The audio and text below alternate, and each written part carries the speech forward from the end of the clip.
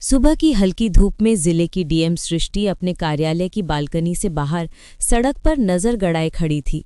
आज उनका मन कुछ असामान्य अनुभव करने को बेताब था। अचानक उन्होंने सोचा कि क्यों ना आज अपनी माँ शांति देवी के साथ बैंक जाकर कुछ जरूरी पैसे निकाले जाएं। शांति देवी का चेहरा हमेशा सरलता और सादगी से भरा रहता था।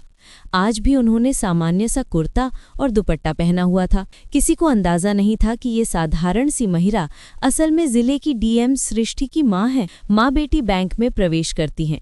बैंक में कर्मचारी और सुरक्षा गार्ड शांति देवी को देखते ही कुछ झिझकने लगते हैं। उनकी नजरों में तिरस्कार साफ झलकता है। ऐसी साधारण महिला यहाँ क्या कर रही है? ये सवाल उनके मन में घूम रहा था। काउंटर पर कल्पना नाम की सुरक्षा गार्ड बैठी थी।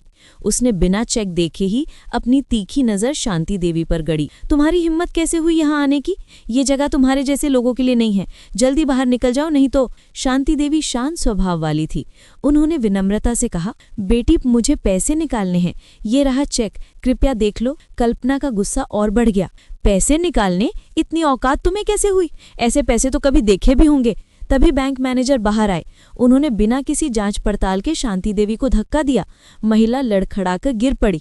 बैंक में मौजूद सभी लोग चुपचाप सब देख रहे थे। कोई भी नहीं जानता था कि ये महिला जिले की डीएम की मां है। घर लौटकर शांति देवी ने रोते हुए अपनी बेटी सृष्टि को पूरी घटना बताई। सृष्टि के भीतर आग सी भड़क उठी।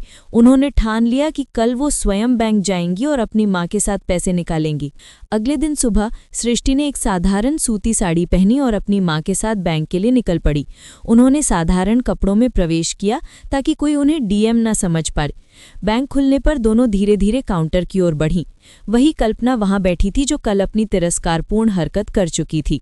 सृष्टि ने विनम्रता से कहा, मैम, हमें पैसे निकालने हैं, माँ की दवाई लेनी है, ये चेक देख लीजिए। कल्पना ने सिर से पांव तक देखा और व्यंग में बोली, आप शायद गलत बैंक में आई हैं, ये शाखा हाई प्रोफाइल क्लाइंट्स के लिए है। सृष्टि मुस्कुराई और कहने लगी, एक बार चेक करके देख लीजिए, अगर ना हो तो हम चले जाएंगे। कल्पना ने चेक को ध्यान से देखा। उनकी आंखें फैल गईं। ये चेक? सृष्टि ने शांति देवी का हाथ पकड़ते हुए कहा, हाँ मैडम, ये सही है, हमारी औकात के हिसाब से बिल्कुल। तभी बैंक में अचानक हड़कंप मच गया। ग्राहक और कर्मचारी एक दूसरे को देखने लगे। सृष्टि ने अपने ऑफिस का बैज दिखाया। अब सब समझ गए कि ये साधारण दिखने वाली महिला और युवती असल में जिले की डीएम और उनकी मां है। कल्पना और बैंक मैनेजर की आंखों में शर्म और डर झलक रहा था। सृष्टि ने गंभीरता से कहा, किसी भी नागरिक के साथ अपमान करना स्वीकार्य नहीं है। ये घटना सीसीटीवी में रिकॉर्ड हो गई है। इस प्रकार का व्यवहार दोबारा नहीं होना चाहिए। शांति देवी ने अपनी बेटी को गले लगाते हुए कहा, बेटा, आज तुमने मुझे न्याय दिलाया, लोगों को दिखाया कि सम्मान सबका अधिकार है। सृष्टि ने मुस्कुराते हुए कहा, माँ, हमेशा याद रखना, कोई भी हमें हमारे सरल पहनावे या स्थिति से आंक नहीं सकता। असली पहचान हमारे कर्म और चरित्र से होती है। बैंक कर्मचारी अब सुस्पष्ट शर्मिंदगी में थे।